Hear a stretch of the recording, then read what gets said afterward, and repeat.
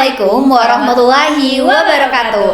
Halo sobat saya semuanya, Selamat datang di podcast kita berdua, yaitu saya Putri Lina Puspasari dan saya Halimah Sadia yang akan membahas tentang pentingnya menjaga kesehatan ginjal, dimana ini bakalan menjadi topik pembahasan kita pada podcast kali ini. Nah Halimah, sebelum itu gimana sih caranya kita menjaga kesehatan ginjal kita nih?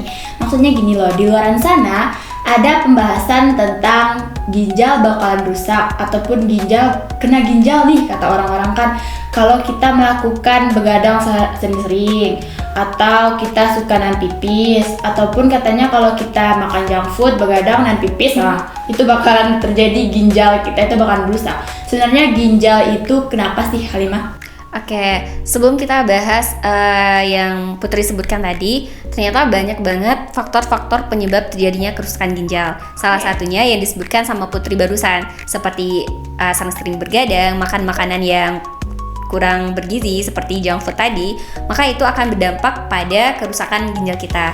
Namun banyak sekali faktor-faktor selain yang Putri sebutkan tadi. Cuma sebelum kita bahas itu, kita harus mengenal dulu nih, apa sih ginjal ini dan fungsinya bagi tubuh kita. Ternyata Put, ginjal ini adalah salah satu organ vital di tubuh manusia yang berfungsi untuk menyaring darah kita dari toksik atau kotoran-kotoran di dalam tubuh kita, Put. Jadi penting banget ya ginjal di dalam tubuh kita. Coba Putri bayangin nih, Putri yang biasanya mengerjakan pekerjaan biasa yang rasanya simpel dikerjakan dan berulang-ulang, tentunya Putri akan terbiasa dan lancar-lancar aja kan. Cuman kalau tiba-tiba nih bos Putri atau pimpinan Putri menyuruh Putri buat bekerja lebih ekstra atau 2 atau 3 kali lipat nih dari pekerjaan biasanya, tentunya Putri bakalan capek atau kelelahan banget dong. Gitu juga yang dirasakan oleh ginjal kita, Put. Kalau kita melakukan kebiasaan yang Putri sebutkan tadi, maka ginjal kita akan bekerja lebih ekstra dan tentunya berat banget sih bagi ginjal. Kalau kita ibaratkan di sebuah mesin nih, Put, mesin itu kalau kita suruh bekerja di luar kapasitas kita, contohnya aja TV nih. TV itu kalau kita hidupin tanpa berhenti dalam seminggu, itu rasanya pasti bakal rusak kan? Atau aus gitu kan, cepat rusak. Jadi gitu juga yang dirasakan oleh ginjal kita. Kalau di mesin tadi aus, kalau tiba di ginjal itu bakalan terjadi yang namanya kerusakan pada ginjal seperti gagal ginjal dan kerusakan ginjal kronis. Oh, berarti ginjal itu kalau diibaratkan ke dalam mesin itu akan bekerja lebih keras jika kalau diberikan pekerjaan yang lebih keras karena faktor-faktor yang aku sebutin tadi, itu bakalan aus. Nanti kalau dimasukin ke ginjal yang bekerjanya banyak seperti yang aku sampaikan tadi, gara-gara faktor-faktor yang suka makan sembarangan ataupun begadang, itu bakalan rusak ginjal kita. Bagus juga ya penggambaran Halimah, teman-teman semuanya. Kalau gitu gimana sih cara kita menjaga kesehatan ginjal kita supaya nggak aus nih, Halimah? Nah, sebelum kita bahas itu ya, buat tentunya kita anak Promkes punya moto nih. Oh iya. Nah, motonya yaitu mencegah lebih baik daripada mengobati. Oleh karena itu, kita punya tips-tips buat menjaga kesehatan ginjal kita, Put. Salah satunya yaitu mencukupi kebutuhan air minum kita sehari-hari. Jadi, dengan menghidrasi tubuh kita dengan minum air putih yang cukup, maka itu dapat menurunkan tingkat resiko kerusakan pada ginjal kita, Put. Oke, air putih juga nih masih teman-teman. Kalau pergi ke puskesmas, air minumnya udah diminum secukupnya atau gimana kata ibu dokter kan? Ini juga teman-teman semuanya. Tips yang pertama dari Halimah yaitu cara menjaga kesehatan ginjal kita dengan minum air yang cukup setiap harinya. Berarti sekitar kira-kira 2 liter per hari teman-teman semuanya, itu lebih kurang segitu sudah cukup untuk menjaga tubuh kita terhidrasi dengan baik. Ya, betul banget. Oke, kalau begitu karena aku sudah melakukan itu, mungkin kalau dicontohkan satu ya, pernah terjadi ada kegiatan yang mengharuskan kegiatan itu di sebuah formalitas yang harus gak bisa keluar gitu ya, izinnya agak susah untuk keluar dan ber-AC. Jadi kadang-kadang membuat kita harus menahan pipis di dalam kegiatan yang panjang durasinya itu, teman-teman. Gimana dong Halimah kalau terjadi kayak gitu ke sobat pendengar kita?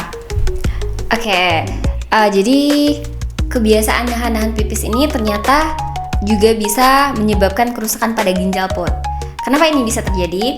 Jadi kalau kita lihat ya kebiasaan. Nah, sebuah kebiasaan itu adalah kegiatan yang kita lakukan berulang-ulang ya, Put. Oke. Nah, jadi kegiatan yang berulang-ulang ini akan membentuk suatu penyakit. Kalau kebiasaan ini adalah yang buruk. Contohnya adalah kebiasaan nahan pipis tadi.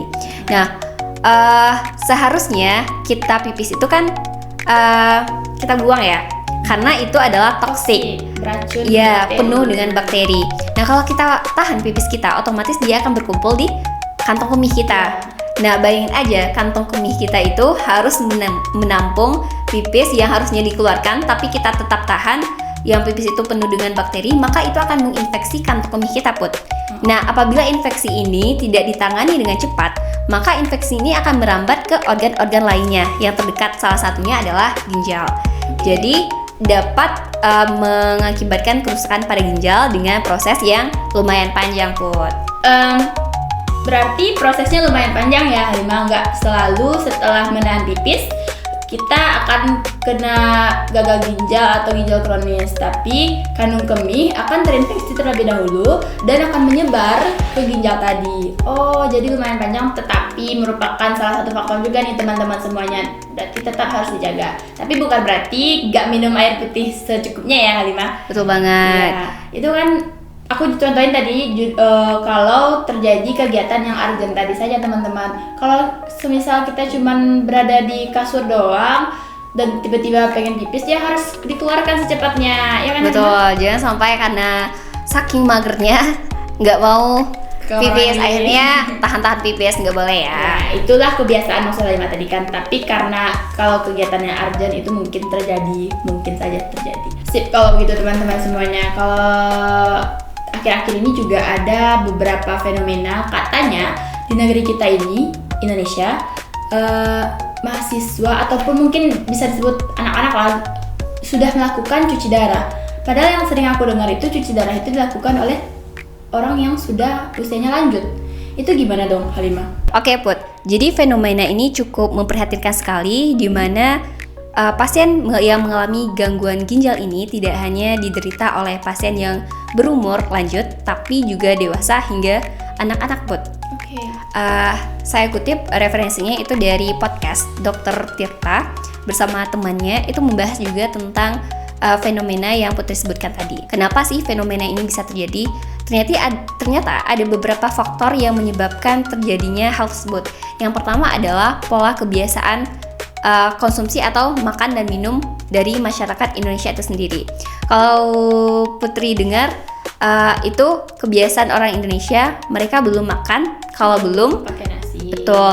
Jadi kalau nasi itu kan karbohidrat ya. Iya. Karbohidrat itu kalau udah diolah di tubuh manusia itu bakalan menjadi glukosa atau gula di dalam tubuh kita.